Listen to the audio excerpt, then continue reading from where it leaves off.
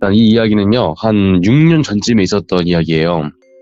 일단 이야기를 말씀드리기 전에 주인공을 제가 여자분이셔서 수지라고 말씀을 드릴게요. 사건에서부터 한 5, 6년 정도를 더 거슬러 내려갈게요.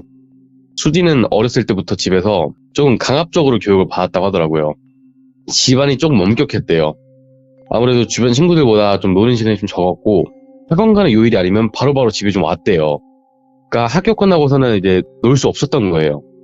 집에서 좀 강압적이기도 하고 놀고 싶어도 부모님들이 허락을 안 해주셔가지고 바로 집에 가야 된다 이런 애들이 있는데 그게 딱 수지였던 건데 부모님 말 듣고 이제 부모님 막 하라는 대로 하고 말 지키는 것도 사실 중학교 때까지예요. 고등학교 들어가면은요 조금씩 무너진단 말이에요 이게. 고등학교 때부터는 조금씩 말썽도 부리고 말도 잘 안 들었대요. 야자 핑계로 친구들이랑 좀 자주 놀았고 고등학교 들어와서는 좀 세상이 좀 많이 다르게 보였다 하더라고요. 아무래도 중학교 때까지는 이제 집에만 갇혀있다 보니까 친구들이랑 노는 게 이렇게 재밌는 걸 몰랐던 거예요. 늦은 시간까지 뭐 노래방도 가보고 PC방도 가고 고등학교 3학년 때까지는 뭐 친구들이랑 몰래 술도 막 마시고 그러고 놀았대요. 보통 고등학생쯤 되면은 수녀기니 뭐 대학이니 해가지고 이제 한두 명씩 정신도 좀 차리고 그런 나이대가 된단 말이에요. 얘기들을 많이 해요. 공부를 하면서 대학교 준비를 해야겠다. 이런 애들도 있고 어떤 애들은 몰라 그냥 뭐 좀 더 놀다가 나중에 어떻게 되겠지 이런 애들이 있었는데 수지는 친구들이랑 노는 게 너무 좋았대요. 왜냐면은 그냥 뭐 애들이랑 뭐 숲꽃놀이 하면서 노는 것도 아니고 밤늦게까지 놀고 가끔 집에도 안 들어가고 그러면서 놀았다 보니까 자기가 중학교 때까지 겪어보지 못했던 거를 즐기다 보니까 빠져나올 수가 없는 거예요. 이제 친구들이랑 또 자주 놀다 보면은 옆 학교 남자애들도 만나고 이제 또 남자애들은 옆 학교 여자애들 만나서 놀잖아요. 그러다 보니까 이제 자주 만나던 남자애가 생긴 거예요, 얘가. 그 남자애랑 뭐 자주 만나서 놀고 하다 보니까 사귀게 됐고 그 사귀게 된 시기가 고등학교 3학년 후반 때쯤이었대요. 그래서 어쩌지 잘 만나가지고 20살 이제 중반 때쯤에 사건이 하나가 생긴대요. 수지가 갑작스럽게 이제 20살 중반 때 임신을 한 거예요. 처음에 이런 생각이 들었대요. 이거 잘못됐구나. 초반에 정말 많이 울었대요. 한 달 정도를 친구들도 못 만났대요. 말하기도 무서웠고 정말 오래 생각했는데 결론이 낳자는 결론이 나왔대요. 남자친구도 이제 낳자고 동의를 한 거고 이 남자친구가 그 당시에 좀 돈을 좀 벌 줄 아는 친구였대요. 생각보다 남자친구가 나이가 어렸지만 좀 머리가 좀 좋아 보였대요. 아무래도 나이가 어리다 보니까 아이를 낳게 되면은 육아 비용이 그렇게까지 많이 들 거라고 생각은 못 했나 봐요. 당시에 돈 들어봤자 뭐 얼마나 들겠어, 뭐 분유값이나 뭐 기저귀값 정도 들겠지라고 생각을 한 거예요. 이제 솔직하게 말해서 20살이 뭘 알아요. 솔직히 모르잖아요. 애들 키우는 거를 돈이 얼마나 드는지도 모를 거고 얼마나 힘든지 모를 거거든요. 그냥 솔직히 뭐 생각 없이 무작정 낳기로 한 거예요.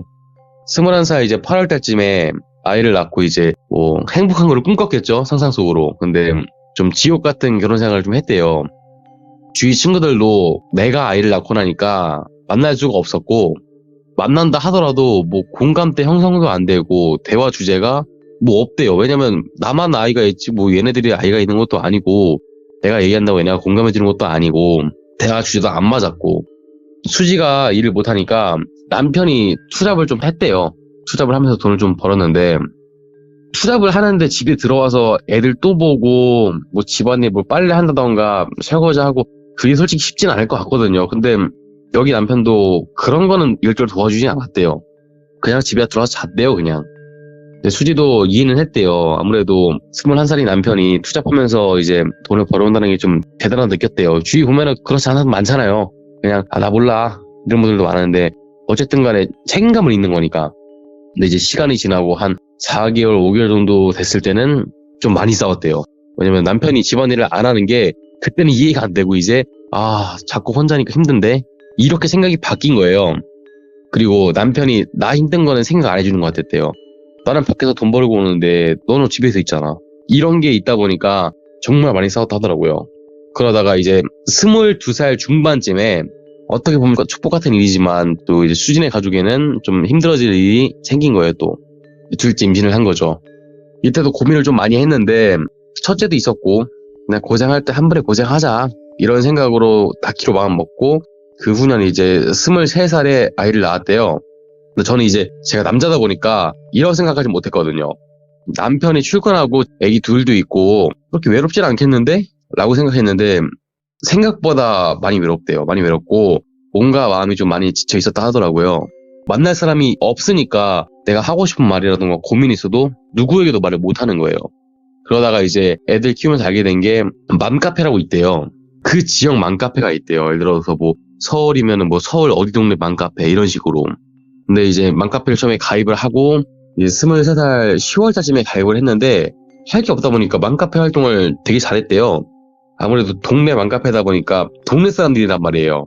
근데 저도 이거 듣고선 좀 몰랐는데 만약에 아이를 낳게 되면은 그때부터는 나도 이제 애엄마고 여기 이 사람도 애엄마고 근데 나보다 이 사람이 뭐 5살 많다고 해서 10살 많다고 해서 아줌마가 그런 게 아니고 같은 애엄마는 그냥 솔직히 말해서 나이 안 따지고 그냥 만나서 논대요. 어차피 공감대도 잘 맞을 거고 그렇기 때문에 자주 만났다 하더라고요. 매번 같이 커피 마시고 놀다가 동네 아줌마들이랑 이제 친한 언니가 나이대가 그렇게 많이 벗어나지 않았대요. 한 5살 정도가 더 많은 언니가 있었대요. 그 언니가 한번 집에 놀러 갈 테니까 애들도 좀 보고 집에서 좀 커피 마시고 밥 먹고 할까? 해서 오라고 했대요. 왔는데 언니가 한 명을 더 데리고 왔더래요. 그래서 언니 뭐야 혼자 온다더니 어떻게 둘이 왔어? 이분은 누구셔? 했는데 이제 나 친한 친구인데 얘도 애들 되게 좋아하고 되게 착해. 그러니까 한번 얘기나 한번 해보자. 시간도 많은데 해서 얘기를 막 한 거예요. 셋이서 막 하는데 이 언니 둘이 너무 착했대요. 막 집에서 막 집안일도 막 도와주고 야 수지야 너 피곤할 텐데 애들 너무 깐난하게 기다리니까 내가 봐줄 테니까 좀만 자. 이런 식으로 좀 호의가 많이 있었대요. 그리고 가끔 올 때 이제 화장품 같은 거 그런 것도 좀 사다 줬다 하더라고요. 이거 쓰라고 좋다고. 여기까지가 일단 수지의 입장인 거예요. 근데 이제 이 사연을 들려주신 게 이제 꾀돌인데 꾀돌이가 이 수지의 남편분이신 거예요.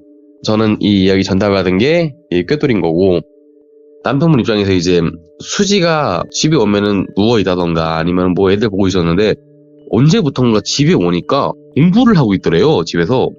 얘가 원래 공부하는 그런 캐릭터가 아닌데 왜 공부를 하고 있지? 해서 뭐 하는 건가 해서 슬쩍 봤대요. 가서 성경 공부를 하고 있더래요. 얘가.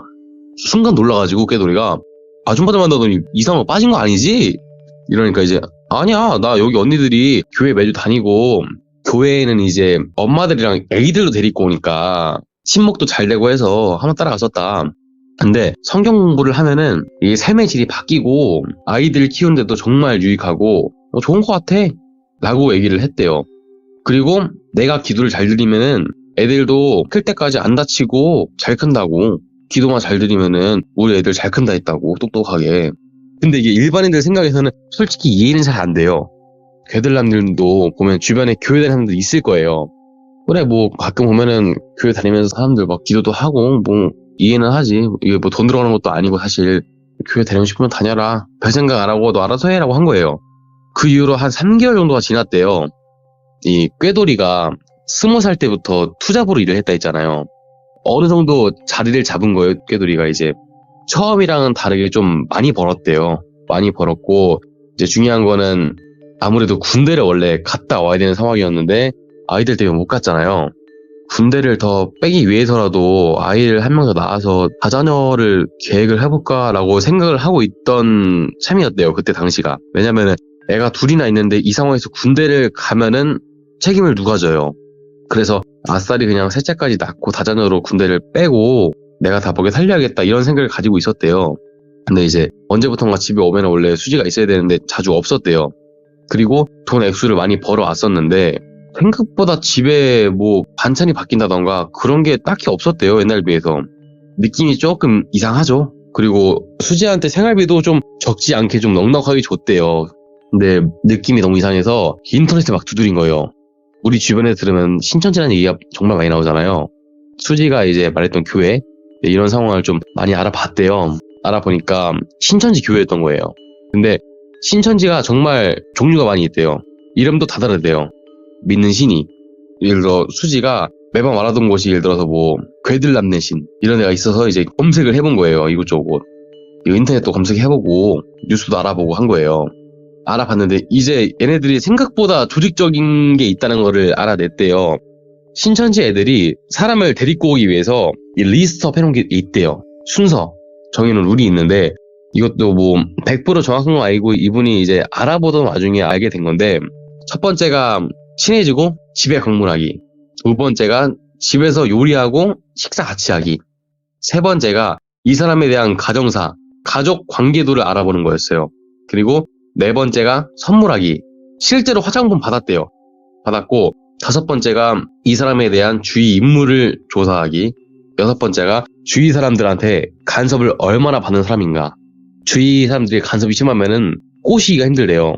주위 사람들이 너 하지마 그거 안 좋아 하지마 이런 게 강하면은 생각보다 꼬시기가 힘들어서 이런 것도 되게 많이 본다더라고요. 근데 거기에 수지가 딱 적합했던 거예요. 주위 사람들도 별로 없지, 어쨌든 간에 집에 오면은 뭐 남편도 없지, 그리고 남편이 돈을 얼마나 버는지도 다 알아봤대요. 얘네들이 남편분은 돈을 얼마나 벌어? 많이 버시는 거 아니야? 이런 식으로 다 물어봤대요. 이제 가끔 가다 보면은 비싼데 이런 데도 데리고 갔다고 하더라고요. 뭐 우리가 흔히 가는 뭐 빕스 이런 데 있잖아요. 신기한 거는 갈 때마다 셀카로 단체샷을 이렇게 찍어서 보냈대요, 남편한테. 오늘 여기 갔구나 저기 갔구나 라고, 그냥 그때 당시에는 나한테 그냥 인증샷 남기네 이런 생각으로 하고 만 거예요. 말았는데 신천지에 대해서 알아보다 보니까 이 사진을 찍은 게 그냥 찍은 게 아니고 그 언니들이 찍는 걸 원했던 거예요. 왜냐, 이 인증샷을 남기면은 신천지도 어쨌든 간에 단계별로 이게 위에가 있을 거고 또 아래 사람들이 있을 거고 할 거 아니에요. 인증샷을 남기면은 돈이 나온대요. 너 지금 열심히 하고 있네? 열심히 한 명 더 데리고 오고 있네? 너네 커피값 보내줄게. 뭐 예를 들어서 밥값 오늘 이 카드로 써. 이런 식으로 다 그게 지원이 된대요. 얘네들도 사람들을 데리고 와야 되니까. 그래서 일부러 인증샷을 더 남긴 거라고 하더라고요. 제일 그리고 또 신기했던 거는, 보통 예를 들어서 뭐 주변 친구들 보면은 아이들 있는 집도 있잖아요. 근데 놀러 가면은 내 친구를 먼저 신경 쓰나요? 아니면 애들한테서 반기나요? 보통 보면은 막 애들 오면은 뭐 삼촌 왔다 이러면은 막 괜히 애들 뛰어와서 뭐 삼촌 왔냐 와서 막 하면은 막 안고 있고 장난도 치고 가끔가다 10,000원씩 막 용돈도 주고 그러는데, 언니들은 집에 오면은 애들한테는 신경을 하나도 안 쓴대요. 그냥 오로지 이제 수지한테만 관심을 가지는 거예요. 이거를 이제 알고 나니까 소름을 돋았던 거죠, 이제 꾀돌이가. 이거를 알아내고 수지한테 연락을 했대요. 당장 집으로 와, 일단 바로 와 해서 수지가 집에 왔대요. 오자마자 휴대폰 뺏어가지고 계좌 내역을 확인했는데 자기가 생활비 그동안 준 게 한 푼도 없더래요. 그래서 너 이건 다 어디 갔어? 너 미쳤어 이거? 뭐 하는 거야 지금? 그러니까 수지가 나 이거 성의 표시했어. 우리 애들 오래 살고 기도 좀 드렸어. 이 정도 성의 표시 할 수 있는 거잖아. 애들 입장에서는 말도 안 되는 거예요. 이거 돈 한다고 애들이 안 다치고 그런 게 어딨냐고. 꾀돌이가 여기 교회가 어딘지는 알고 있었대요. 왜냐면은 몇 번 데리러 간 적도 있었고 데려다 줬었대요, 원래 몇 번을. 그래서 찾아간 거예요. 찾아가서 막 깽판 치고 막 책상 엎어버리고 막 이런 미친 새끼들이 너네 뭐하는 새끼들이니? 그래서 눈에 보이는 거 다 때려부시고 했다더라고요. 너네 이거 그동안 내 와이프가 갖다 바친 돈으로 지든 말든 니네 알아서 하고 다시 연락하지 말라고 하고 나온 거예요. 나오고 수지한테도 신당도 했겠죠. 너 다시는 가지 말라고, 다시는 가지 마 하고 그 이후로 조금은 이제 일상생활을 했대요. 근데도 찜찜해서 이제 정보원식으로다가 사람들 뒷조사하는 게 있거든요. 원래 목적은 뭐 불륜을 알아드립니다, 뭐 조사해드립니다, 증거 모아드립니다 이렇게 해서 원래 하시는 분들이 있는데, 그런 분들한테 이제 의뢰를 한 거예요. 2주 정도 동안을 조사를 했대요. 조사를 하시고 마지막 날에 만나서 미팅을 하기로 했대요. 만났는데 이분이 오시자마자 하시는 말씀이 뭐 꾀돌님 그냥 이혼을 하시는 게 좋을 것 같아요. 제가 뭐 여러 가지 뭐 증거들은 지금 수집을 한 상태인데 계속 만나시는 거는 좋은 방법은 아닌 것 같아요 라고 말씀을 하셨대요. 자기도 이 업종을 하면서 비슷한 사람도 많이 봤고 불륜도 많이 봤고 다른 것도 많이 봤겠지만 고치는 게 정말 쉽지가 않대요. 이거를 고칠 수 있는 사람이 몇 없대요. 정말 이유를 들어보니까 아직까지도 수지가 교회를 나가는 건 맞대요.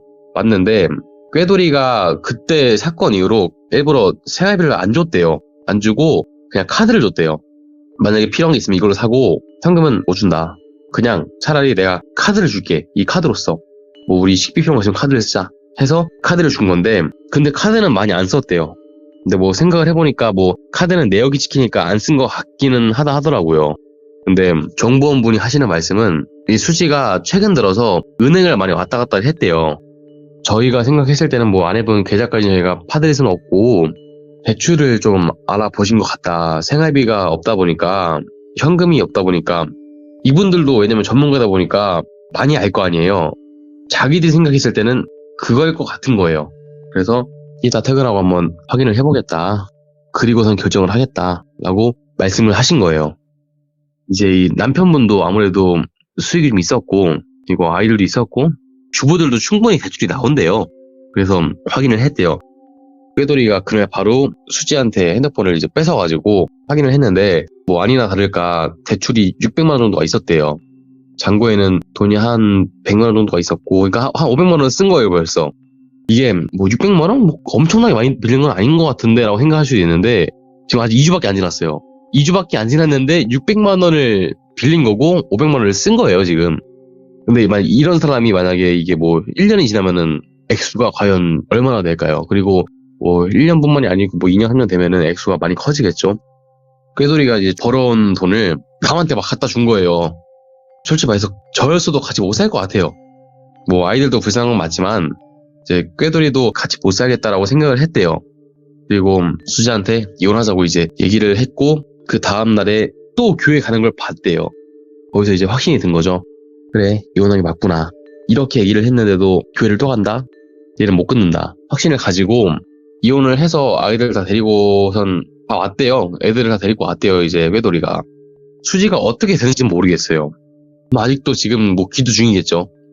제가 이 이야기 전달받은 분이 거래처분 팀장님이신데, 제가 이야기 전달받을 때 좀 소름 돋았던 부분이 있었어요. 이게 기도법인데, 저도 어릴 때 교회를 가본 적이 있거든요. 뭐 기도 드리면 보통 막 여러 가지 성경 공부하고, 그리고 기도 드릴 때 뭐 예수님 뭐 이거 해서 이거 하게 해주소서 이렇게 한단 말이에요, 보통 기도를. 근데 신천지는 다르대요. 교회마다 믿는 게 다르기 때문에, 뭐 예를 들어서 저는 뭐 괴들남님을 믿어요. 예를 들어서 제가 그럼 기도할 때 막 손으로 막 싹싹 비빈대요.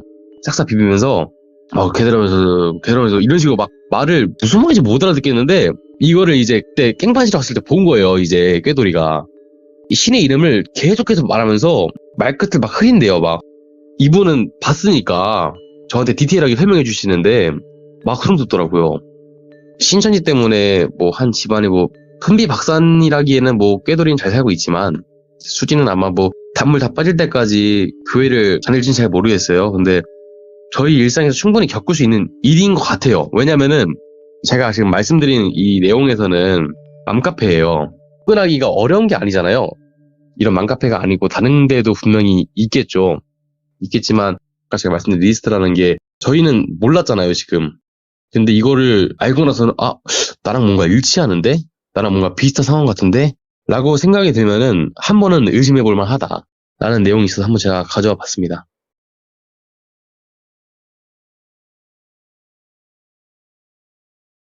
일단 저는 현직 DJ이고 강남권에서 활동하기 때문에 올해 또 클럽을 많이 다니기도 했었고, 뭐 웬만한 클럽, 대형 클럽이나 압구정 라운지, 각 뭐 사장님들이나 DJ들, 뭐 고액 손님들도 굉장히 많이 알고 있거든요.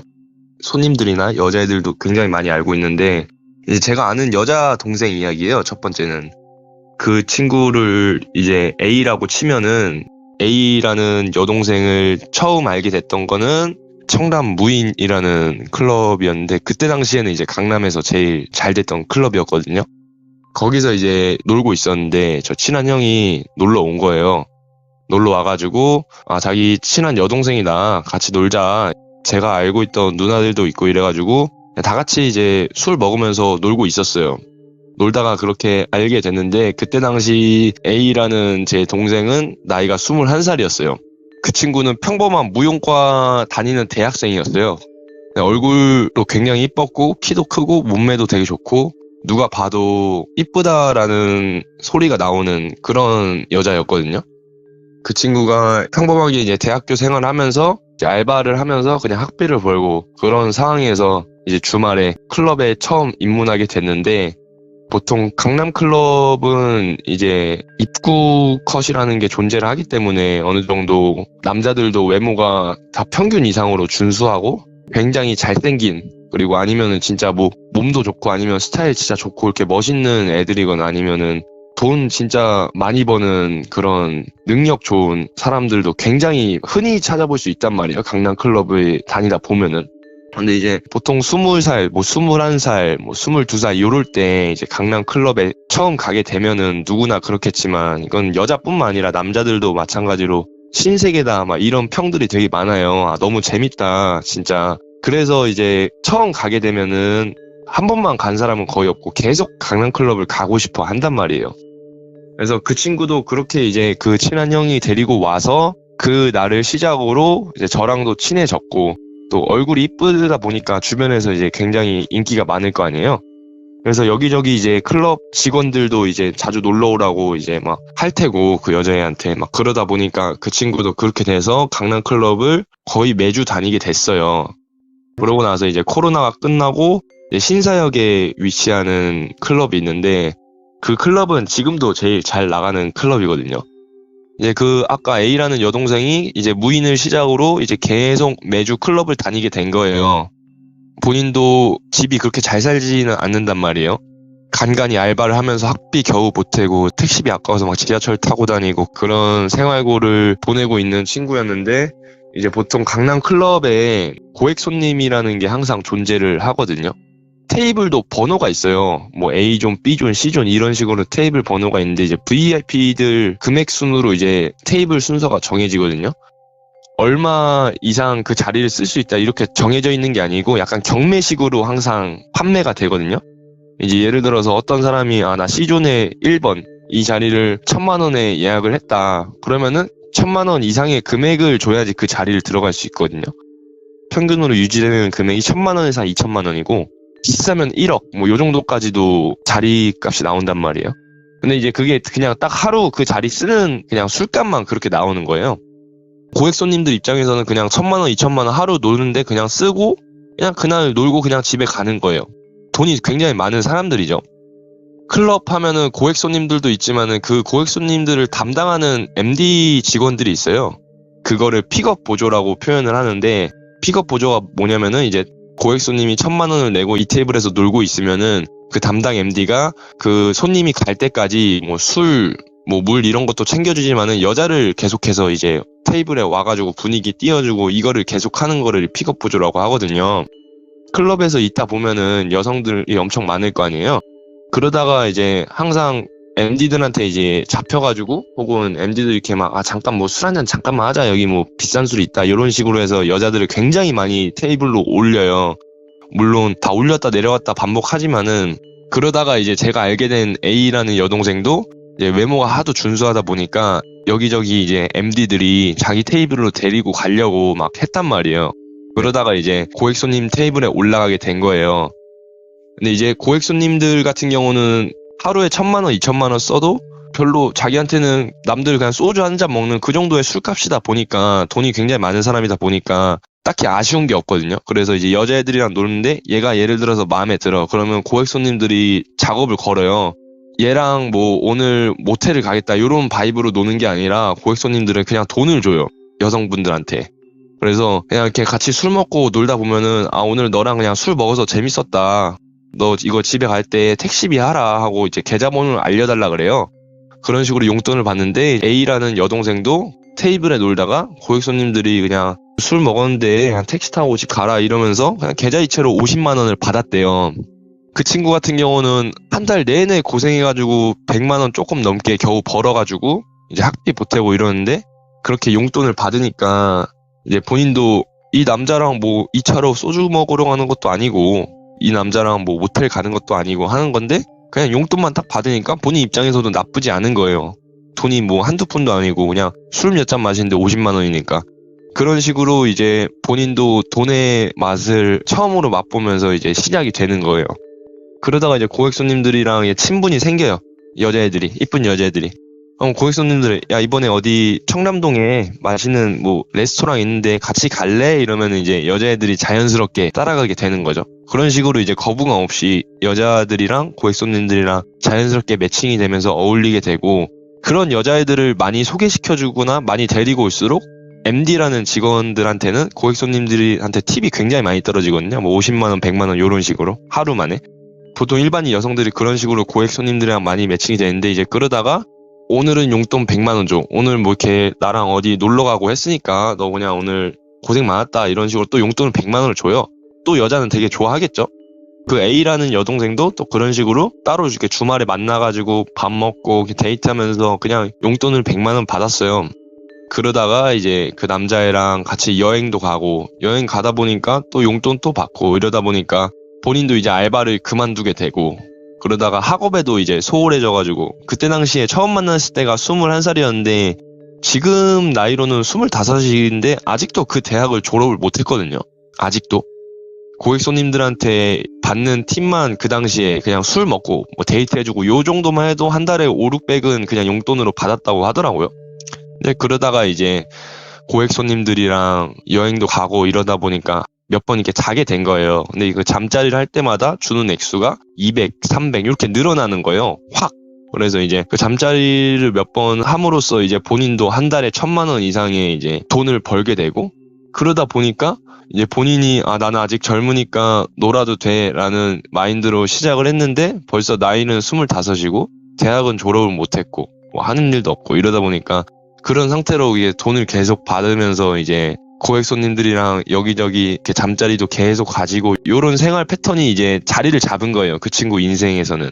그래가지고 주변에서 이제 그냥 클럽 그만 다니고 너 그냥 대학교 빨리 졸업해라 라고 해도 이제 본인이 그 알바를 하면서 대학생을 하려고 해도 돈도 없고 본인이 여태까지 했던 생활은 막 잘 나가는 사람들과 막 좋은 데 가고 이런 생활이었는데 갑자기 뭐 알바 하려니까 그러기에는 이제 이미 본인 인생의 삶의 패턴이 많이 바뀌어 있던 거죠.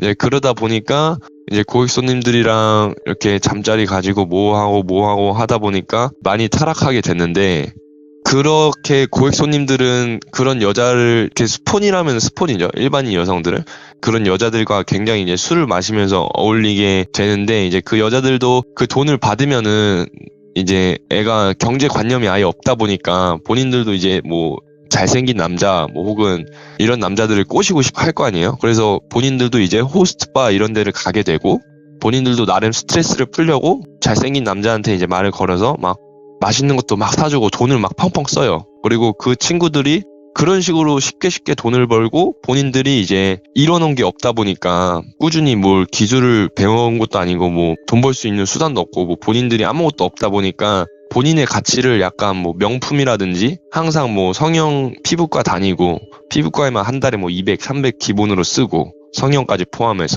뭐 그런 데에서 뭐 남자들 만나면은 본인이 다 내고 그런 식으로 명품 사고 뭐 그런 식으로 자기의 어떤 가치를 올리는 뭐 그런 패턴으로 항상 자기의 가치를 유지를 한단 말이에요. 그러면서 돈은 또 고액 손님들이랑 받아먹고 이제 그런 식으로 이제 점점점 나이가 들게 되는 거죠.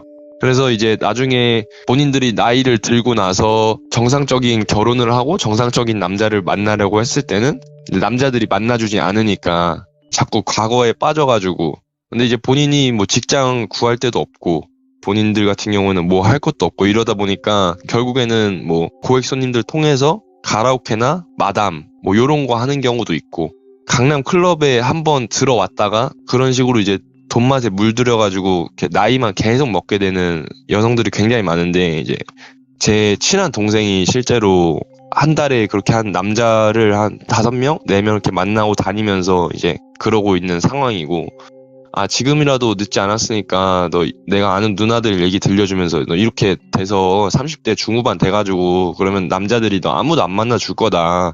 지금이라도 정신 차려라라고 해도 그 친구는 이제 그 말을 듣지 않고 계속 이거에 너무 좋아가지고 이렇게 지내고 있어요. 결말이 좀 흐지부지 됐는데 제 친한 여동생이 지금 실제로 이러고 있고 이런 레파토리로 보통 대부분 일반인 여성들이 빠지게 되거든요. 강남 클럽에. 근데 이제 고액 손님들은 맨 처음에 그냥 간단하게 술 한 잔으로 용돈 얼마 뭐 이렇게 그러면 용돈 주다 보면 이제 친분을 쌓아서 이제 어디 뭐 나랑 같이 뭐 이렇게 뭐 레스토랑 갈래? 뭐 어디 갈래? 이렇게 밥만 먹었는데 또 얼마. 그러다가 여행 가고 또 여행 가서 잠자리도 하고 그러면서 이제 받는 액수가 점점 늘어나고 그래서 대부분의 강남 클럽 다니는 대부분의 여성들이 그래요. 이제 그러다가 이제 제일 많이 보게 된 케이스가 바로 옆에 그 강남 클럽 주변에는 항상 가라오케들이 있거든요. 그런데 이제 본인들이 이제 나중에 안 만나주고 이러면은 돈 벌 데가 없으니까 보통 아가씨로 많이 전향을 해요. 그래가지고 평범한 대학교 다니는 혹은 직장 다니는 일반 여성들이 보통 대부분 이런 식으로 이제 인생이 망가진다라고 생각을 하시면 돼요.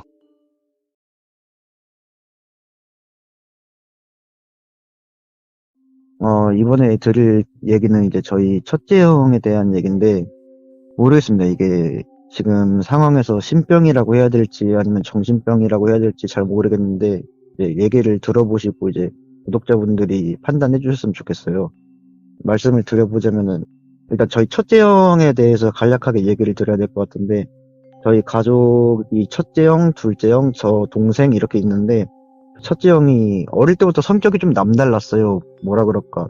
분노를 잘 안 하시는데, 한 번 딱 분노가 터지면은, 뭐, 그런 거 있잖아요. 누구도 막을 수 없는 그런 성격의 소유자고, 뭐, 옛날에 같은 경우 일화를 얘기를 들어드리면, 저희가 기독교 집안이기 때문에 교회를 다니는데, 이제 첫째 형은 교회를 가기 싫다 해가지고, 부모님이 강제로 교회를 데리고 가자 했는데, 그게 싫다 그래가지고, 이제 형이 어느 날은 집에서 그냥 칼을 들고 교회로 가가지고 목사님을 협박한 적도 있고 그래가지고 하여튼 이런 정도로 한번 화가 핀트가 나가면은 그 누구도 막을 수 없는 그런 사람인데 어릴 때는 그랬다가 이제 점차 나이가 먹어가고 대학생이 되고 하면서 그런 게 좀 많이 사라졌어요. 많이 사라졌는데 20살이 되고 대학교를 졸업하고 사회생활을 해야 되는데 좀 부적응을 하더라고요. 적응을 못 해가지고 보통 자기 전공이 있으면 그 전공 쪽으로 가거나 그래야 되는데 그게 아니고 그냥 노가다판이나 그런 걸 하시더라고요. 근데 뭐 그거는 형이 선택한 거니까 저희가 어떻게 말릴 수가 없어가지고 그렇게 냈었는데 이게 아마 발생한 거는 한 3년 전인 것 같아요. 3년 전에 제가 이제 아파트에 살고 있었고 2층 위에 저희 첫째 형이 살고 있었는데 제가 주기적으로 찾아갔어요. 형한테 그땐 가까우니까. 그래도 그때까지는 집이 좀 깨끗한 편이었어요. 그래서 어이구 형도 그래도 혼자 살고 있는데 나름 깨끗하게 하고 사는구나 그러고 별로 신경을 안 썼다가 이제 형이 다른 아파트에 신청을 해서 당첨이 돼가지고 이제 이사를 간다고 해서 저희 형제들끼리 도와주려고 집에 갔는데 집이 엄청 더럽더라고요. 뭐 이거는 그냥 보통 더러운 걸 넘어서 이제 흔히 저희가 유튜브에 보면 뭐 쓰레기집 해서 유튜브에 나오잖아요. 그런 것처럼 많이 더러워가지고 심지어 그걸 이사하는 당일날까지도 그걸 청소를 안 해서 이사 도와주시는 업체의 사람들이 막 저희한테 욕을 하면서 아니 이렇게 됐는데 이사를 어떻게 하냐 그럴 정도로 더러웠었거든요.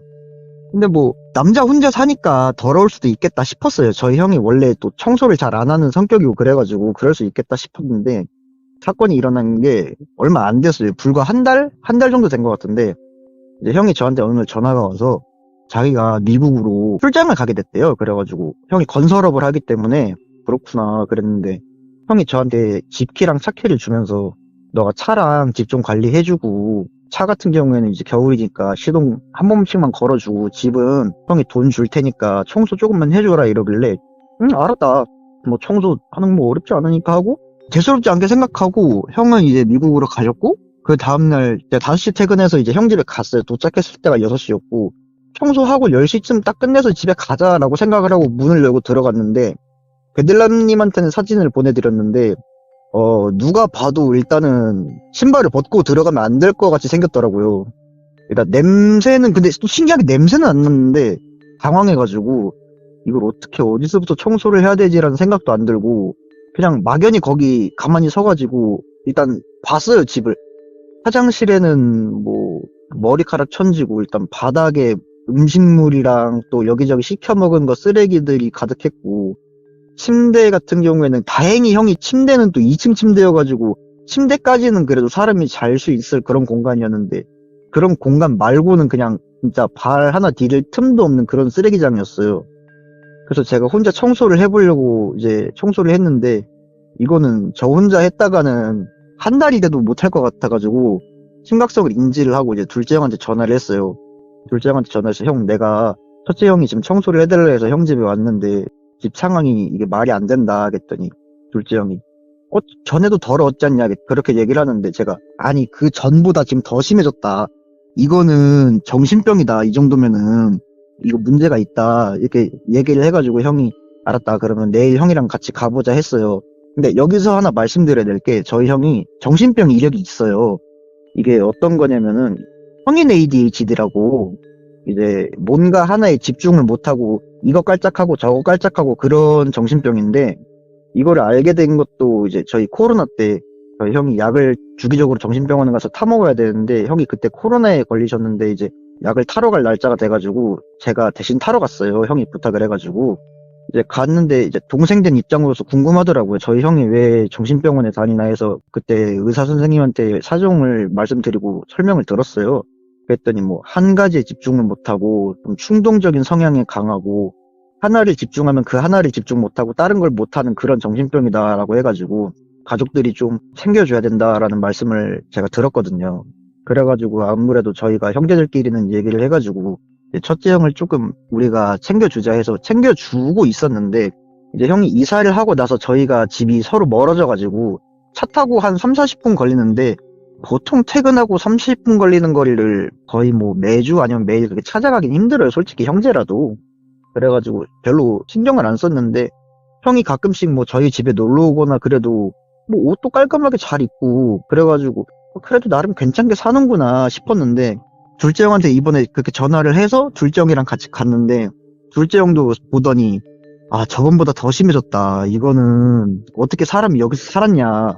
이거는 형이어도 이건 아닌 것 같은데 싶어가지고 저랑 형이랑 청소를 하다가 도저히 사이즈가 안 나와가지고 청소 업체에 의뢰를 했어요. 제가 사진 같은 걸 보내드리면서 이거 얼마 정도 견적이 나올 것 같냐 이러길래 저는 한 100만 원 정도 나오면은 그냥 제 돈으로 내고 그냥 청소를 해드리려고 그랬는데 청소 업체에서 이 정도 쓰레기 양이면은 한 400은 줘야 된다 그러길래 400은 저도 조금 부담이 많이 가가지고 그래서 아 알겠습니다 하고 일단 포기를 하고 그거는 이제 저랑 형이랑 또 형수님이랑 해가지고 한 3주를 매일 퇴근하고 형 집에 가서 청소를 했어요. 청소를 하고 이제 그 어마어마한 양의 쓰레기를 저희가 다 치워서 결국은 이제 말짱한 집을 만들어 놨는데 그렇게 청소를 다 끝내고 이제 저희가 이제 후련한 마음으로 제가 형한테 형 그럼 우리 이제 이거 다 끝났으니까 술이나 한잔 하자 형네 집 가서 해가지고 원래도 저 형이랑 자주 술 먹었으니까 가서 얘기를 하는데 저가 이번에 처음 들었어요. 이제 지금 저희 아버지는 원래 제 친아버지가 아니고 이제 양아버지신데 지금 저희 형제들 그러니까 저희 첫째 형 둘째 형이 아빠의 아들이고 저는 이제 저희 엄마 쪽 아들인데 이제 두 분이서 재혼을 하셔가지고 이렇게 가족이 된 건데 지금 현 양아버지가 전에 계시던 전처분 계실 거 아니에요. 그 전처분이 뭐 돌아가셔서 그런 게 아니고 그냥 이혼을 하셨던 건데 형들은 1년에 한 번씩이라도 뵈러 가시는 것 같아요. 그 어머니란 분을. 저는 몰랐던 얘기인데 지금 현재 어머니도 모르시고 근데 뭐 만나러 가시는 건 뭐 가실 수 있으니까 제가 뭐라고 할 수 있는 건 아닌데 이제 술 먹으면서 그런 얘기를 하더라고요. 원래 엄마가 비구니였다라고 하길래 비구니가 그 혹시 여자 스님 말하는 거냐 그랬더니 맞다 그러시더라고요. 그래서 엄마가 왜 비구니셔 그랬더니 이제 엄마의 엄마 그러니까 할머니가 원래 무당이셨대요. 근데 무당이셨는데 얘기를 들어보니까 무당이 이제 돌아가시거나 그러시면은 그 신을 보내드리거나 아니면 그 신을 받을 대를 잇거나 그래야 되는데 그걸 받기 싫으셔서 어머니는 이제 비구니가 되셨다 그러시더라고요. 거기까지도 이해를 했어요. 아 그럼 어머니가 비구니가 되셨으면은 그 신이 보통은 그러면 그 다음 대에 넘어간다는 얘기가 있거든요. 그래서 그 다음 대를 생각해보면은 이제 저희 형들이죠. 근데 할머니가 돌아가신 지가 작년쯤이래요. 저는 몰랐었거든요. 뭐 아버지가 말씀을 안 해주셔가지고 그런 거에 또 엄마가 얘기를 들으시면 기분 나빠하신다고 안 해주셨던 것 같은데 형이 이상해진 시점이 할머니가 돌아가신 시점이랑 얼추 비슷하다라고 얘기를 해가지고 그러면은 형이 생각할 때 저게 신병 같냐 그랬더니 확실하진 않은데 정신병이 ADHD가 있다 해도 이 ADHD를 갖고 있던 거는 한참 됐고 병이 코로나 때부터 갖고 있었으니까 약도 주기적으로 먹어서 어느 정도 정상화가 됐었는데 할머니가 돌아가시고 난 시점부터 지금 1년 만에 집이 그 난리가 난 거거든요. 근데 이게 애매한 게 ADHD가 있으면은 쓰레기 집을 만들 수는 있대요 사람이. 근데 참 이게 신기한 게 저희 형수님이 일하시는 미용실에 다른 선생님이 한 분 오셨는데 남자래요. 남자인데 성격이 되게 여성스럽대요. 말하는 것도 막 어머 언니 이런 말투 쓰고 그래가지고 형수님도 저 사람 참 이상하다 그랬는데 저희 둘째 형 집에서 그 뭐랄까 관습이 있어요. 저희 형수님 미용실에 어느 사람이 새로 들어오시면은 꼭 형 집 가서 한 번씩 술을 먹게 되거든요. 근데 그분이 형 집 들어오자마자 한 얘기가 안방에 다른 두려운 물건이 있냐 뭐 그런 말씀을 하시더래요. 그런 걸 왜 물어보냐고 했더니 이제 그분이 말씀을 해주시는 게 자기가 원래 무당이 됐어야 되는데 그걸 하기 싫어가지고 무당이 되기 싫으면 칼 잡는 일을 해라 해서 지금 미용사를 하는 거다라고 말씀을 해주시면서 안방에 뭔가 사특한 것이 있다면서 이거는 자기가 아시는 선생님을 모시고 와서 한번 봐야 될 것 같다라고 해가지고 거기서 조그맣게 굿을 했대요, 결국에. 형 말대로 들으면. 그리고 제 방에 갔을 때도 제 방에는 여자 영가가 하나 있었대요. 여자 영가가 있는데 이제 흔히 말하는 새끼가 가득한 여자 영가가 하나 있었다. 그런 말을 하시면서 그것도 이제 굿을 해주셔가지고 뭐 내쫓았다고 그렇게 말씀을 주셨거든요. 근데 저는 술 먹으면서 그 얘기 듣는데 되게 소름 돋더라고요. 제가 예전에 말씀드렸던 것 중에 한번 가위 눌렸었던 거 있잖아요. 거기서 제 몸을 만졌던 그런 가위가 그러면 그 영가 때문인 것 같기도 하고, 그렇게 뭐 구술하고 그렇게 해서 이제 형 집을 어느 정도 청소라고 하면 청소죠. 그렇게 해놨는데 그분이 이제 그러니까 저희 형한테 그러더래요. 형제가 많냐 물어봐가지고 많다 그랬더니 막 눈을 감고 뭐 중얼중얼 하더니 지금 여기 앞에 있는 애는 괜찮고 셋째도 괜찮고 넷째도 괜찮은데 첫째가 뭔가 좀 이상한 것 같은 이렇게 얘기를 하더래요. 첫째면은 지금 저희 그 난리 난 집 형이잖아요. 그래가지고 물어봤대요, 형이. 저희 첫째 형한테 무슨 일이 있냐, 뭐 왜 그러시냐 그 물어보니까 혹시 집 안에 뭐 누구를 신을 모시던 사람이 계시냐 해가지고 형은 그 자리에서 처음 만난 분인데 그렇게 말씀을 하셔가지고 얘기를 했대요. 원래 할머니가 그 무당이셨다가 돌아가시고 어머니가 비분이셨다가 이제 신을 그냥 안 받았다 하겠더니 아무래도 그 신이 지금 너네 첫째한테 내려오려고 그러는 것 같은데 이거를 안 받아서 지금 신병이 나는 것 같다 이렇게 얘기를 해주셨대요. 그러면 형을 어떻게 해야 되냐, 신을 받게 해야 되냐 했더니 근데 준비가 안 된 사람이 지금 나의 신을 받는 게 그렇게 쉽지 않은 일이고 설령 받는다 해도 지금 그런 상태로 이 업을 어떻게 할 수 있을지 자기는 확신을 못 주겠다 그렇게 말씀을 하셔가지고 형이 지금 뭐 정신병이 있는 그런 상황이다 얘기를 했더니 그게 정신병일 수도 있지만 신병일 수도 있는 거다 그렇게 얘기를 해주셔가지고 그럼 어떻게 하냐 형을 그렇게 말씀했더니 일단은 지금 형을 한번 봐야 되는데 지금 형은 미국에 있잖아요. 그러니까 볼 수가 없으니까 나중에 한번 형이 돌아오면은 자기가 한번 만나가지고 얘기를 나눠봐야 될 것 같다. 얘기를 나눠보면은 얘가 정신병인지 신이 내려오려는 건지 그건 알 수 있으니까 그 정도는 알 수 있으니까 한번 형을 만나봐야겠다라고 해가지고 모르겠습니다. 이게 지금 진짜 신병이 와서 지금 저희 형이 그렇게 된 건지 아니면은 진짜 정신병이 있어서 그렇게 된 건지 모르겠는데 이 무당이 저희 형 집에 있는 일 같은 것도 맞춘 것도 있고 집안에 저도 몰랐던 그런 내력들을 이제 그분은 형 만나자마자 알아서 이제 얘기한 것도 있고 해가지고 조금 섬뜩하더라고요. 제가 뭐 무서운 얘기를 많이 좋아해가지고 이런저런 영가 얘기나 그런 것도 많이 들었는데 저희 가족한테 이런 일이 지금 일어나고 또 주변에 하필이면 무당이 계셔가지고 그 무당의 입으로 이런 얘기를 들으니까 뭔가 소름 끼치기도 해가지고 이런 경험을 솔직히 누군가 해볼 수는 있겠지만 보통 사람이 이런 경험을 해볼 리는 없잖아요. 그래가지고 이런 일이 있었다는 것도 말씀드려주고 싶었고 내년 1월이면 이제 한국에 다시 올 것 같은데 그때 돼가지고 이제 또 형이랑 한번 그분이랑 만나가지고 얘기를 나눠보고 이제 어떻게 된 건지 또 그때 돼서 설명드릴 수 있을 것 같습니다.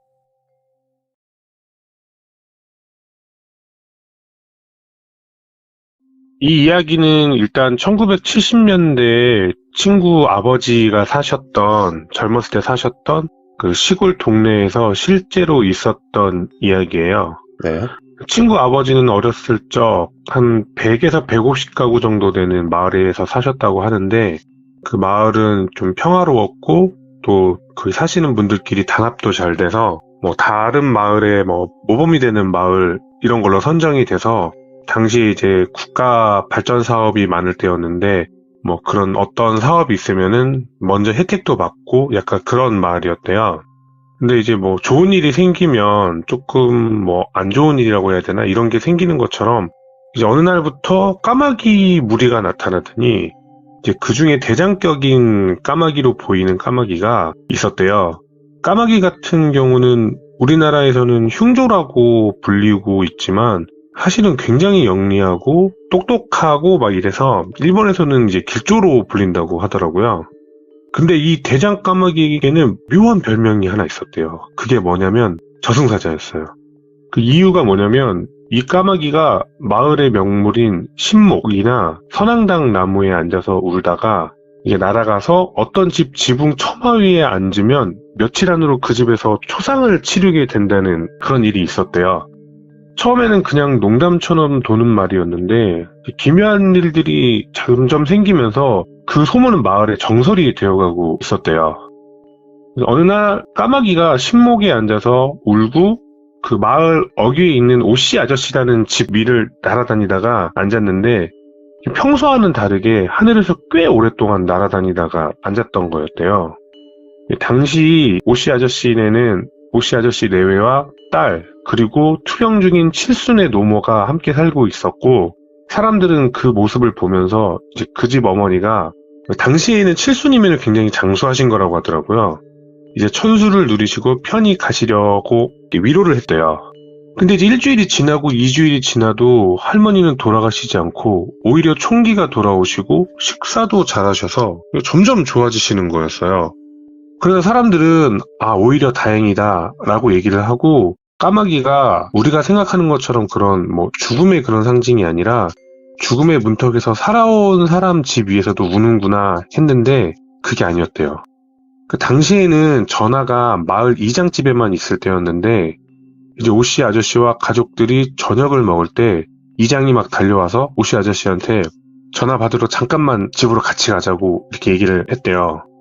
그리고 나서 이장을 따라서 전화를 받으러 간 오씨 아저씨는 어떤 전화를 받았냐면 군대에 있던 아들이 사고로 죽었다는 연락을 받게 된 거였어요.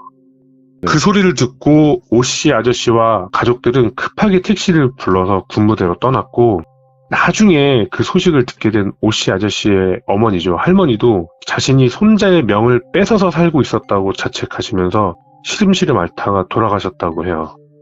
정말 안 된 일이지만 뒤에 사는 사람들이 까마귀가 오래 날아다녔던 이유가 줄초상을 치르려고 그랬나 보구나 라면서 막 뒤에서는 수근수근 거렸다고 하더라고요. 그 후부터 까마귀는 동네 명물에서 두려움의 존재로 바뀌었고 몇몇 과격한 사람들은 갖가지 방법을 동원해서 그 대장 까마귀를 잡으려고 했지만 그 까마귀를 조금이라도 괴롭힌 사람들은 크고 작게 다치고 명물인 까마귀가 저러는 건 어차피 인간의 수명은 운명인 거고 우리는 받아들여야 한다는 인식으로 점점 바뀌게 되었다고 해요. 그렇게 이제 시간이 지나서 별일이 없는데 이제 갑자기 다시 까마귀가 나타난 거예요. 대장 까마귀.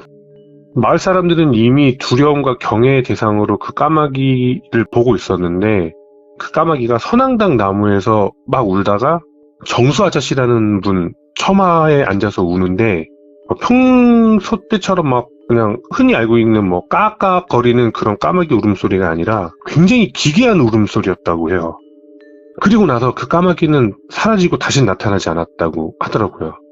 그래서 그 기괴한 웃음소리는 남이 초상이 나는 게 아니라 까마귀 자기 자신의 죽음을 예언한 거구나 이런 얘기도 돌았대요. 하면서 이제 나타나지 않으니까 또 대수롭지 않게 생각을 했다고 해요.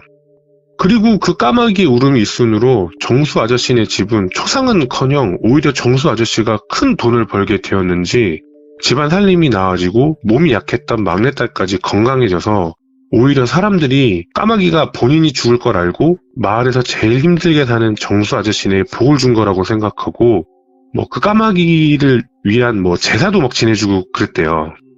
그런데 반전이 있어요. 그게 아니었어요.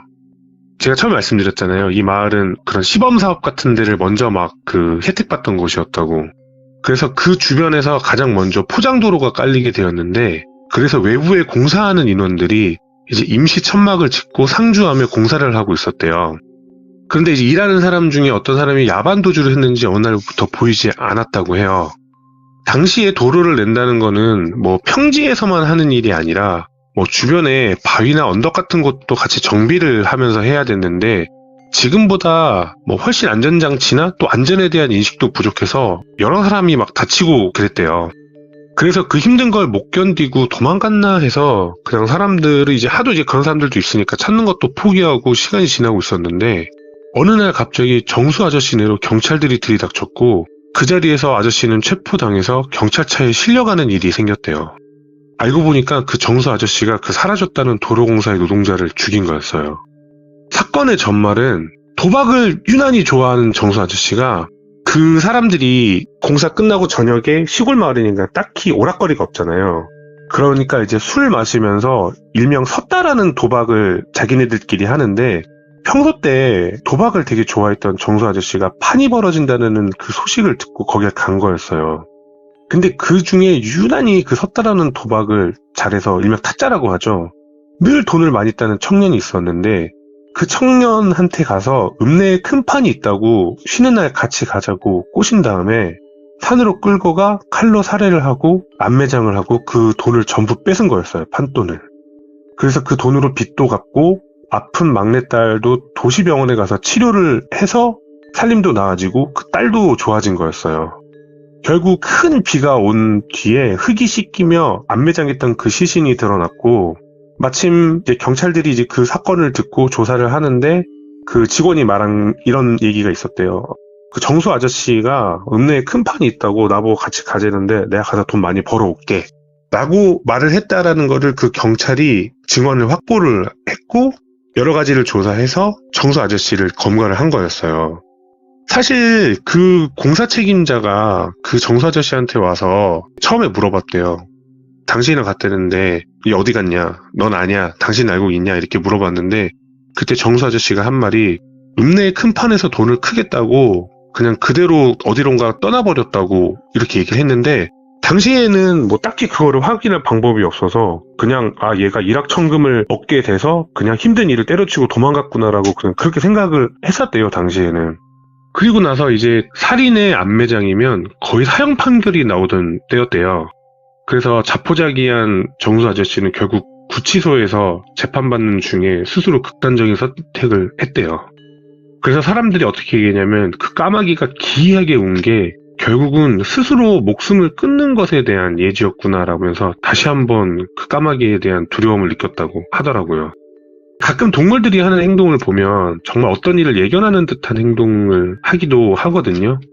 정말 인간이 느끼지 못하는 어떤 능력이 우리가 흔히 보는 동물들에게도 있는 건지 좀 신기하고도 좀 무서운 얘기여서 이렇게 말씀을 드려봤습니다.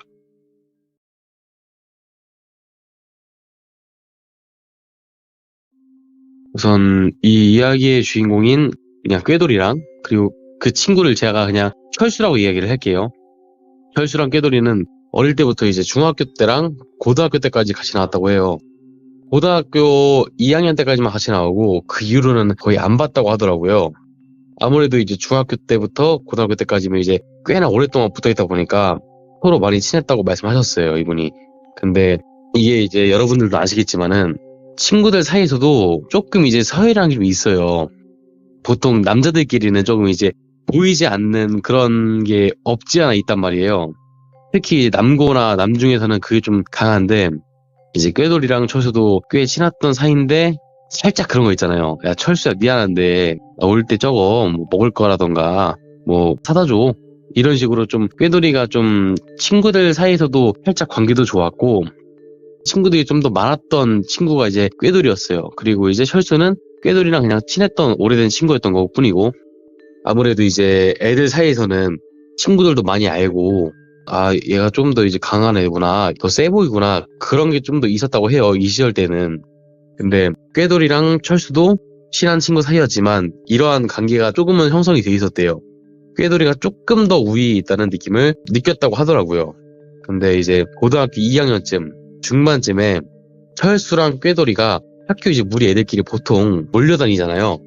쉽게 말해서 동네를 만나가지고 PC방도 가고 저기 어디 앉아가지고 또 그렇게 놀고 있는데 이제 친구들끼리 이제 철수한테 뭔가를 시켰나봐요. 너 가가지고 뭐 이거 좀 사다 달라. 또 옆에서 또 다른 친구가 야 나도 그럼 이거 사다 주면 안 되냐? 이런 식으로 계속 이제 얘기를 한 거예요. 그러니까 이제 옆에 꾀돌이 있었고 철수도 있었지만 꾀돌이 입장에서는 나랑 얘랑 친한데 우리 사이도 좀 그런데 어떡하지? 조금 눈치를 보고 있었대요. 근데 철수가 딱 그때 그랬대요. 꾀돌아 그냥 나랑 같이 갔다 올까? 그랬는데 꾀돌이가 아무래도 친구들도 있다 보니까 내가 너랑 왜 가? 이런 식으로 얘기를 했대요. 거기서 철수가 너무 얘가 좀 흥분을 한 나머지 피 터지는 싸움까지 번질 정도로 크게 싸웠대요. 그 상황에서 이제 친구들끼리 말리고 하다가 그때 이후로는 꾀돌이랑 철수랑은 지나가다 만나도 인사도 안 하고 그런 관계가 됐었는데 그렇게 뭐 학교도 졸업하고 시간도 오래 지나가지고 이제 꾀돌이가 20대 중후반 때부터 이제 30살까지 대형 중장비 일이라고 있어요. 근데 그래도 뭐 여러 가지 일들이 있지만 정확한 걸 말씀드리긴 좀 그렇고 그때 아시는 이제 사장님이 이제 너 그래도 생각보다 일도 오래 하고 너 잘한다 해서 좀 많이 밀어주셨대요. 그래서 그 덕분에 돈을 많이 벌었다고 하더라고요, 꾀돌이가.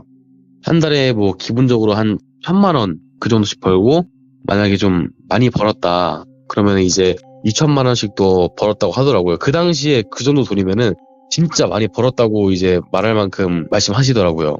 그러면서 이제 집도 사고 자기가 마음에 드는 예쁜 여자친구 만들어가지고 결혼까지도 이제 꼬리를 넣었대요. 결혼한 건 이제 30대 중반쯤에 결혼을 하게 된 거예요. 애들도 이제 둘째, 셋째까지 낳고 그리고 잘 키우면서 이제 가끔 가다가 한 번씩 친구들도 만나고 잘 지냈대요. 근데 이제 꾀돌이의 단점이 뭐냐?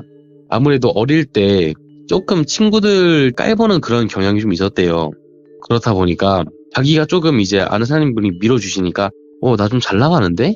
나 좀 잘하는 것 같은데? 이런 생각이 자꾸 들다 보니까 주위 거래처들에서 여기 꾀돌씨 원래 여기 100만 원인데 나 한 90만 원에 해줘.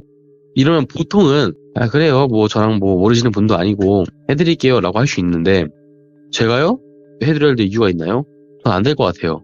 이런 식으로 갑질 아닌 갑질도 많이 했었고 사람들을 좀 밀어내는 일을 많이 했대요. 근데 이런 행동들이 뭐 한두 번 있었던 게 아니고 좀 오랫동안 그런 행동을 많이 해야 하더라고요. 그러니까 주위 사람들이 좋게 생각하지는 않았대요. 하지만 어쨌든 간에 자기를 밀어준 사람들도 계셨고 돈도 많았고 돈도 많이 벌었기 때문에 자기는 별 생각 없이 이제 살았다고 하더라고요. 근데 이제 모든 분들이 다 아시겠지만 이제 코로나라는 게 터졌잖아요.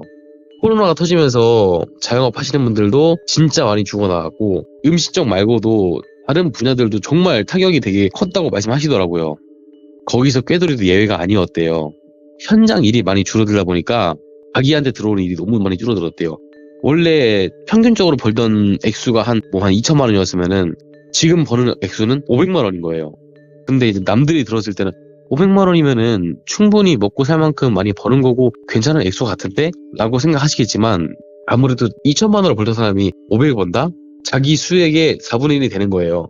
그러다 보니까 이제 이거 미치겠다. 왜냐면은 자기가 2천만 원을 벌었으면은 그거에 맞게 고정 지출이 있었을 거고 차라든지 집이라든지 뭐 애들 학원이라든지 그런 게 이제 있었을 텐데 갑자기 수익이 확 줄어들다 보니까 감당이 안 되는 거죠. 모아둔 돈이 있다 하더라도 추후에가 뭐 해결 안 되잖아요. 주위 뭐 친구들 그리고 뭐 아는 사장님들 대표님들 싹 다 전화 돌리고 만나러 갔대요. 어쨌든 간에 뭐 친구들은 사실상 말할 것도 없고 어쨌든 간에 자기보다 잘 버는 친구는 없었대요. 왜냐면은 한 달에 2, 3천 버는 친구가 거의 없어요. 그만큼 크게 액수를 버는 분들은 많지 않기 때문에 없었다고 하더라고요. 그리고 이제 찬밥 인사했던 그런 대표님들 이제 사장님들 만나러 갔는데 그분들이 이제 반대로 그러죠. 아니 그때는 먹고 살만 하더니 힘든가 봐? 이런 식으로 이제 나오신 거예요. 그러다 보니까 이제 진짜로 이제 하루하루 집에만 있는 생활이 된 거예요. 왜냐면은 일이 있어야 나가서 돈을 벌거나 그런 상황이 지속이 되는데 그런 게 안 되다 보니까 말 그대로 집에만 있고 계속 집에서 와이프 눈치는 보이고 애들도 아빠 일 안 가? 이런 얘기가 나오고 그러고 있다가 이제 친구 한 명이 연락이 왔대요. 그러다가 너 어릴 때 같이 놀던 철수 기억해? 야, 오랜만에 걔 좀 만나보자. 걔 나랑 꾸준히 연락했는데 야, 걔 돈 많이 벌어. 이런 식으로 얘기를 했대요. 근데 이제 만나고 싶겠습니까 솔직히. 내가 만약에 돈을 많이 벌면은 이 친구가 돈을 많이 번다고 하면 당연히 만나고 싶죠. 내가 지금 돈을 못 벌어가지고 주변 사람들한테 어떻게 안 되겠냐 이러고 있는데 어떻게 만나요. 근데 이제 그 친구가 몇 번 얘기를 한 거예요. 야 얘한테 어떻게 말 잘 해가지고 너도 거래처 몇 개 또 따고 너도 그래야 먹고 사는 거 아니냐. 한번 눈 감고서는 만나봐봐 한번 그냥 해서 만나러 갔대요. 만나서 이제 뭐 오랜만에 뭐 동네 근처에 있는 뭐 호프집 가가지고 나같이 만난 거예요. 딱 갔는데 철수가 남자들의 로망의 차를 딱 벤츠 S클래스를 딱 타고 온 거예요. 딱 타고 내리는데 정장을 딱 입고 딱 내리는데 와 얘 진짜 성공이나 보다. 이런 생각이 들 정도로 진짜 애가 부티나게끔 이제 왔다고 하더라고요. 자기가 그걸 보는데 뭔가 너무 자기 자신이 좀 초라해 보였대요. 만나서 이제 대충 얘기를 했겠죠. 이제 오랜만이다. 반갑다. 얘기를 하다가 이제 넌 어쩌다가 이렇게 애가 잘 된 거냐. 철수가 이제 부모님이 하던 사업이 있었는데 그게 조금 잘 됐대요. 잘 됐는데 이제 부모님께서 나는 이제 어느 정도 너가 나이도 있고 너에게 충분히 물려줄 생각이 있다 해서 물려받은 거예요. 물려받았는데 철수가 물려받자마자 이게 우연인지 뭐 어떤 건지 모르겠지만 이 회사가 갑자기 잘 됐대요. 엄청나게. 잘 돼가지고 회사 규모도 많이 커졌고 그렇다 보니까 자기가 회사를 안 나가도 회사가 잘 돌아갈 정도로 좀 규모가 커졌다고 하더라고요. 그래서 이제 난 너네들이랑 이제 이렇게 만나고 놀아도 내 통장에 돈이 계속 꽂힌다. 나는 회사를 굳이 안 가도 돈을 많이 벌고 있다. 이런 식으로 얘기하다 보니까 솔직히 말해서 제 친구가 그렇게 말하면서는 만나기 싫을 것 같거든요. 어쨌든 술을 뭐 재밌게 먹고서는 오랜만에 만나서 애들이랑 얘기도 많이 하고 집에 들어왔는데 그날 이후로 이제 다시는 만나기 싫다고 다짐을 했대요. 어쨌든 간에 그 상황인데 또 상황은 또 최악이에요. 일도 없고 아무도 자기 안 불러주고 며칠 내내를 이제 집에 있었대요. 집에 있었는데 며칠 뒤에 딱 철수한테 전화가 온 거예요. 여보세요? 너 뭐하고 있냐? 깨돌이가 그런 거예요. 그냥 뭐 너도 알잖아. 내가 그때 얘기했던 것처럼 내가 좀 상황이 좀 안 좋아. 그냥 뭐 사실 눈치 보면서 집에 좀 있다. 이렇게 얘기했더니 이제 철수가 야 그러면 일단은 잠깐 나와. 나랑 술이나 한잔 하게. 그랬더니 이제 지금 상황에서 어떻게 나가냐. 나 솔직히 술값도 아깝고 집에 있는 게 나아. 지금 나가서 돈 쓰는 것도 너무 눈치 보인다. 그랬더니 딱 철수가 그랬대요. 야 그러면은 내가 너한테 어느 정도 조금 술값이라도 좀 도와줄게. 너가 일단 계좌번호를 나한테 좀 보내주면은 친구로서 도와줄 테니까 일단은 계좌번호 보내봐. 했더니 계좌번호를 보내줬대요. 철수가 계좌번호로 이제 한 50만 원을 보내줬대요. 그래서 너무 놀라가지고 바로 전화를 했대요. 야, 너 이 돈 뭐야? 너 뭐 무슨 50만 원이나 보내? 무슨 술값 보낸다더니 너 그거면은 나 하루 정도 놀아줄 수 있잖아. 내가 너한테 1등 줬으니까 너 나와. 돈 받았으니까 나랑 놀아줘. 해서 만나러 나갔대요. 돈을 50만 원이나 주는데 누가 안 나갑니까 솔직히. 나가서 술 먹으러 갔대요. 가가지고 술을 막 먹었는데 술값도 철수가 다 내고 진짜 재밌게 놀았대요. 돈도 하나도 안 나가고 오랜만에 돈도 벌었고 이게 너무 좋아가지고 술도 많이 먹고선 집에 들어갔대요. 집에 들어갈 때 일부러 오랜만에 애들 주려고 치킨도 사고 와이프한테 보여주려고 이제 돈도 이제 현금 뽑아가지고 딱 간 거예요. 이러니까 이제 집에서도 엄청 좋아하죠. 처음에 이제 이 돈 뭐냐 이렇게 하다가 점차 알게 됐을 거 아니에요. 그러면서 철수를 진짜 많이 만났대요. 물론 만나면서 진짜 술도 많이 얻어먹고 돈적으로도 많이 도움 받았대요. 여러 번 만나다 보니까 조금씩 코로나가 풀린 거예요. 아무래도 시간이 많이 흐르다 보니까 코로나가 점점 단계적으로 좀 풀어졌잖아요. 코로나가 좀 풀리면서 조금씩 일이 생겼대요. 자기도 이제 주말마다 이제 일로 나가고 남들 쉴 때 일을 해야겠다 이런 생각이 들어서 이제 꾀돌이도 계속 꾸준하게 일을 한 거예요. 그러다가 이제 자주 만났다 보니까 철수도 우리 와이프랑 우리 애들이랑도 다 친해져서 이제 진짜 가족같이 정말 사이도 좋아지고 지금 상황에서는 둘도 없는 친구가 된 거예요. 진짜 이제는 내 가족이에요. 얘가 살려준 애니까. 그런 상황에서 어쨌든 간에 출근하기 전에 연락이 온 거예요. 철수한테. 야 너 출근하면은 와이프랑 애들은 뭐 할 것도 없고 보니까 너 주말마다 너 출근하면은 계속 집에 있더만 그냥 내가 과수원 농장 하나 가지고 있는 게 있는데 내가 오늘 한번 데리고 가서 애들 뭐 과일 따는 거 한번 체험도 시키고 내가 한번 놀아줘 볼까? 했더니 이제 꾀돌이 입장에서는 이미 얘한테 이제 신뢰도는 100%예요. 솔직히 눈치는 보였지만은 야 정말 그래도 되냐? 너가 그렇게 해주면 난 진짜 고마운데 너 안 불편해? 이렇게 얘기를 한 거예요. 철수가 이제 야 마 나는 어차피 평소에 할 것도 없어. 어차피 나는 회사 가도 가만히 있고 내가 안 나가도 회사는 들어가고 너가 허락만 해주면은 나 그냥 너네 애들이랑 니랑 와이프랑 해서 놀다 올게 청하다 올게 해서 그래 그럼 내가 퇴근하고 나 드릴 테니까 좀 놀고 있어. 오케이 사인을 받고 진짜 실제로 그때 철수가 와이프랑 애들을 픽업을 해서 과수원을 갔대요. 가서 이제 애들도 막 사과 따기 이런 거를 좀 체험하면서 좀 재밌게 놀았다고 들었다고 하더라고요. 근데 몇 시간 내내 이제 놀면서 별로 걱정은 안 했대요. 밀려만한 친구기도 하고 해서. 근데 그날 이후로 계속 뭔가 와이프랑 애들이 자기랑 있을 때마다 자꾸 철수 얘기만 하더래요. 그냥 뭔가 느낌적인 느낌으로 뭔가 느낌이 이상했대요. 뭐만 하면 철수 얘기만 하지? 느낌이 좀 이상한데? 이런 생각이 들어가지고 와이프가 자는 사이에 핸드폰을 몰래 봤대요. 혹시라도 나 원래 철수랑 연락을 하나 싶어가지고. 근데 또 원래 불길한 예감은 또 맞는 법이라고 철수랑 조금 불륜적인 내용이 좀 있었대요. 그래가지고 이제 와이프를 당장 깨워서 따질 수도 있었지만 솔직히 자기가 아직까지 그 정도의 상황은 안 됐대요. 내가 지금 당장 와이프를 깨워가지고 상황을 엎어버릴 만큼 힘은 없었대요. 솔직히 자신도 없었고. 다음날 일어나서 연락을 한 거예요. 철수한테. 야, 철수야, 내가 어저께 와이프 핸드폰을 좀 봤다. 도대체 내 와이프랑 무슨 관계냐? 어떻게 나한테 이럴 수 있어? 이렇게 얘기를 한 거예요. 철수가 야, 지금 내가 너한테 준 돈이 얼만데 뭐 그 정도까지 이해해 줄 수 있는 거 아니야? 나도 결혼을 안 했고 나도 너한테 돈도 줬고 그 정도는 즐길 수 있는 거 아니야? 그냥 뭐 노는 거지. 아, 그게 싫어? 싫으면은 돈 가져와. 내가 너한테 줬던 거 그대로 그냥 갖고 와.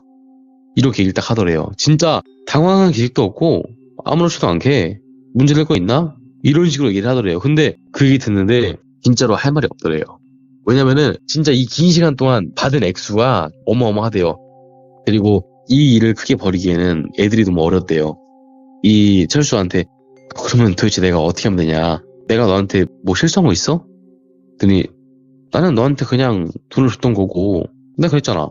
내가 너한테 돈을 줄 테니까 놀아달라고. 난 지금 내가 놀고 있는 건데? 이렇게 딱 얘기를 하더래요. 근데 이 상황에서 자기가 너무 미치겠는데 이거를 와이프한테 말도 못 하겠는 게 사실 자기가 이거를 얘기한다 해서 와이프가 과연 나를 선택할까?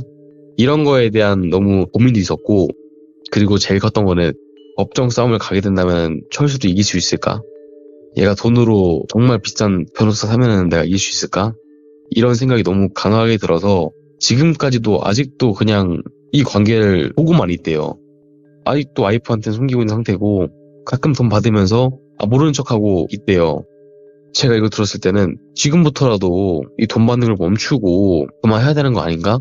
라고 딱 생각이 들었는데 제가 이거 물어봤거든요. 돈을 그만 받으면 되는 거 아니냐? 근데 생각해보세요. 내가 한 달에 버는 돈이 500이에요. 근데 이 친구를 만나면은 한 달에 1000만 원 이상을 벌어요.